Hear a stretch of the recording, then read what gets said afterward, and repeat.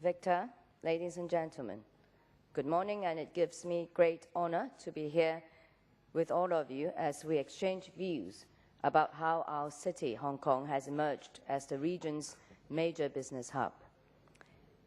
As we have all witnessed, integration of the Pearl River Delta is a natural and inevitable market force built upon the foundation of a well-defined government policies.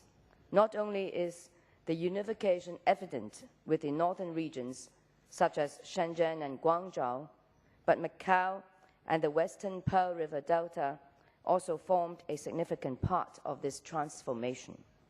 Since the return of sovereignty to China in 1999, Macau has also undergone unprecedented changes in the past decade, and Zhuhai has picked up momentum in tandem with such evolution.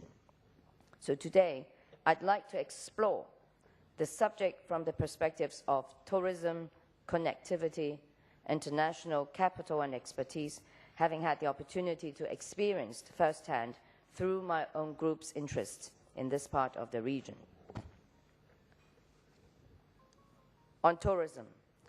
Tourism is the leading income source for many Asian countries, and governments such as Singapore and Korea have been aggressively building their distinctive identities to appeal to international holiday makers. Apart from promoting natural scenic attractions and cultural heritage, new resort destinations and theme parks are being planned and constructed every year as we speak. We see how Singapore has experienced monthly double-digit growth in visitor numbers since the opening of its 2 integrated resorts with the gaming component earlier this year. Korea will soon follow in its footsteps with the Paramount Movie Park, MGM Studio Park, and Universal Studios Korea opening down the street. And then, of course, within China, we have the long-awaited Shanghai Disneyland, as well as the up-and-coming resort haven of Hainan, a strategic development focus supported by the central government. Given the competitive landscape, it makes perfect sense for the 2 SARs to join hands and developing complementary tourism products and strategic marketing programs in order to stay ahead of competition. Hong Kong has a unique cosmopolitan appeal and has long established itself as a shopping paradise. Its hospitality software are well established, yet there has already been almost a 5-year gap since the last milestone tourism attraction was launched, marked by the opening of the Disneyland in 2005. We look forward to the opening of the new cruise terminal at Kai Tak with expected completion in mid-2013, which will place Hong Kong as the leading regional hub for cruise liners and broaden our customer base and catchment prospects. Contrasting the situation in Hong Kong, Macau, though, has been engaging in a build and the rest shall follow mode. Over 10,000 new hotel rooms have been added since 2001, which dramatically doubled the market supply. And all gaming concessionaires have opened their flagship establishments, either on the peninsula, Macau, or in Cotai. Macau is also striving to reinvent itself by diversifying into cultural tourism and enlisting its historic UNESCO heritage. Yet with all the dazzling developments, its appeal is still hampered by the lack of a mature international transportation network and remains largely reliant on Hong Kong feeders' capacity.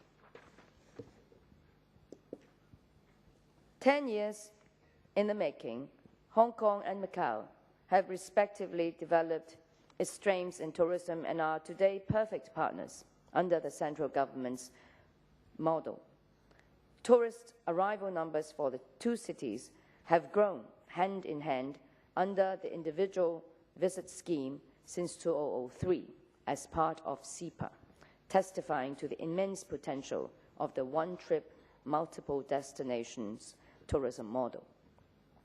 Going forward, it is imperative that we take full advantage of this success. Coordinated efforts from tourism authorities such as the Hong Kong Tourist Bureau and the Macau Government Tourist Office will be pivotal to the effective promotion of this travel concept. Of course, appealing to our primary market, southern China, it's important in the short and medium run. However, in the longer perspective, it is as essential to market this concept in the international arena.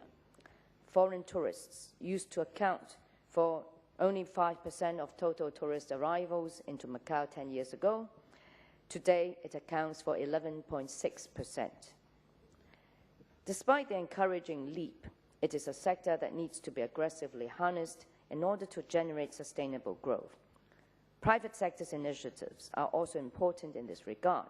Henceforth, Shun Tak has long been an active participant in global tourism organizations, including PATA, World Travel and Tourism Council, to promoting our region as an integrated destination, an attractive event host, and a great investment opportunity. Moving on to connectivity. Hong Kong enjoys one of the best airports in the world, housing a total of 95 airlines with direct connections to 150 destinations worldwide.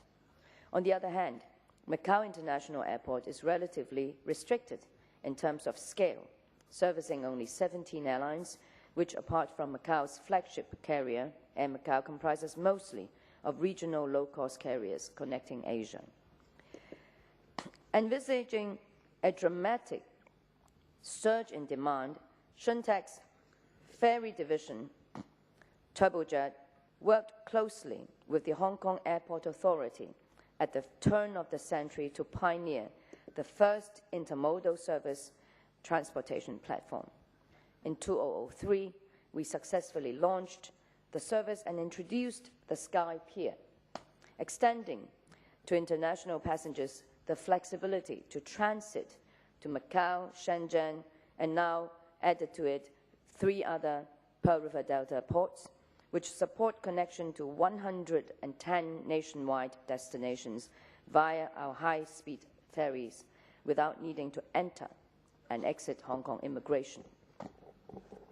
The air-sea connection has been met with solid demand since its launch, with passenger numbers increasing from some 380,000 in 2004 to now 700,000 in 2009. On the back of this growth, we are looking to developing more routes to service additional coastal cities within the Pearl River Delta.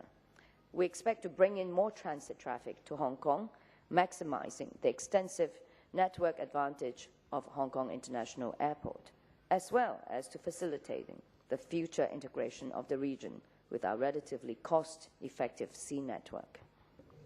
In fact, governments within the Pearl River Delta have been fast-tracking the construction of a fully integrated web of high-speed intercity railways, undersea tunnels, and vast spanning bridges across the entire region in response to the outline of the plan for the reform and development of the Pearl River Delta 2008 to 2010, released by the National Development and Reform Commission of Central Government in early 2009, amongst which one of the most significant projects in focus is, of course, the Hong Kong-Zhuhai-Macau Bridge.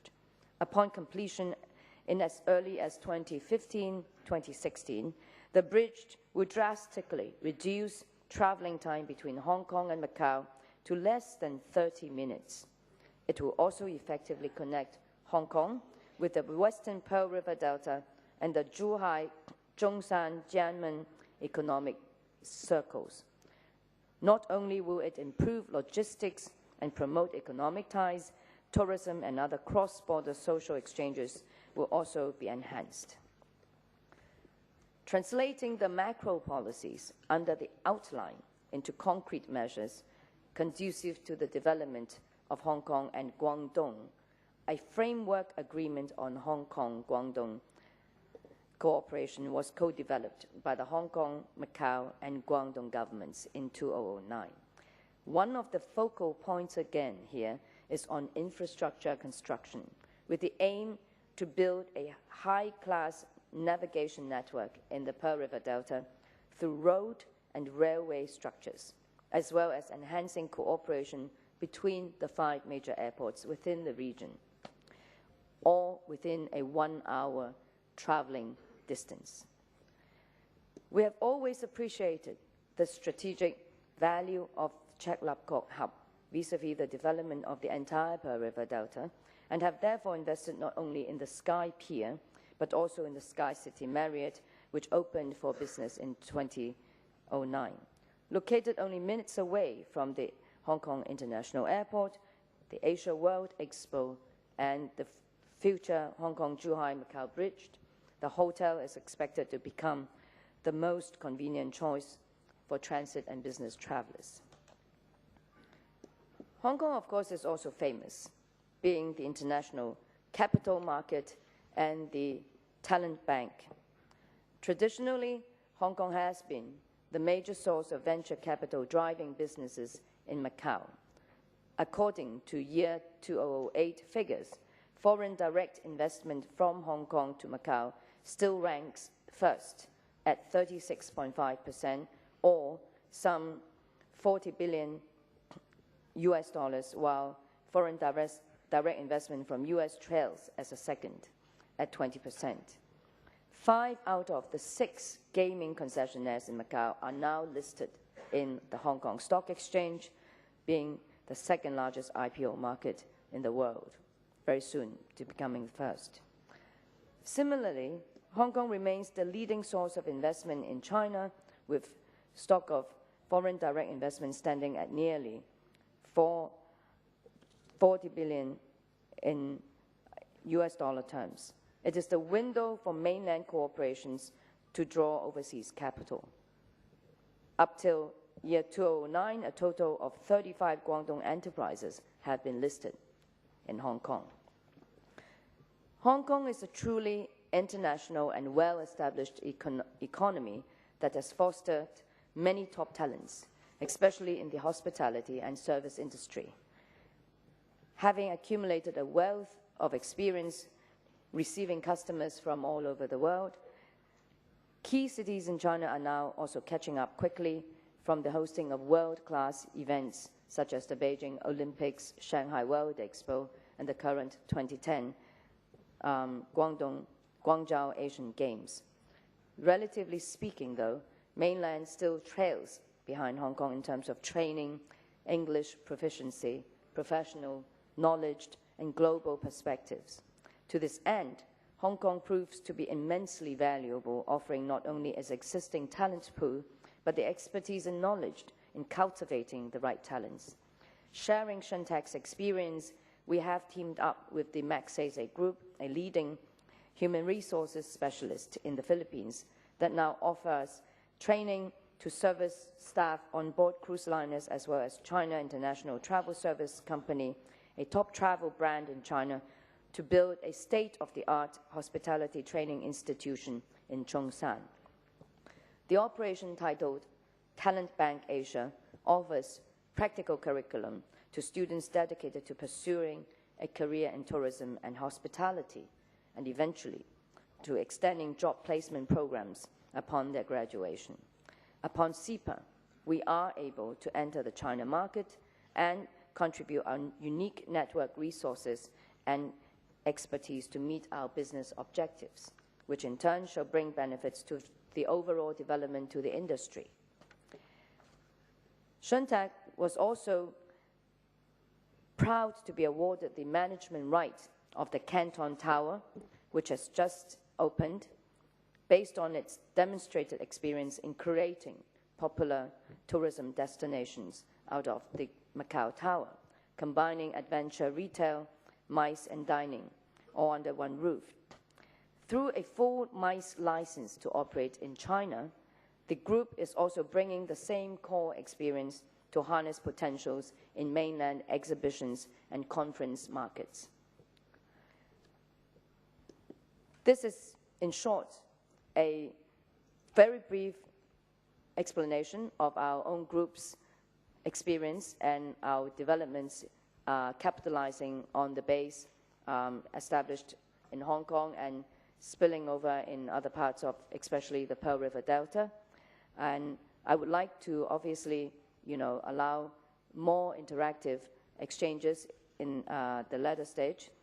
But finally, I would like to conclude by saying that we are standing at a historical juncture where the future of Pearl River Delta will be shaped by many of our efforts in the next 5 to 10 years.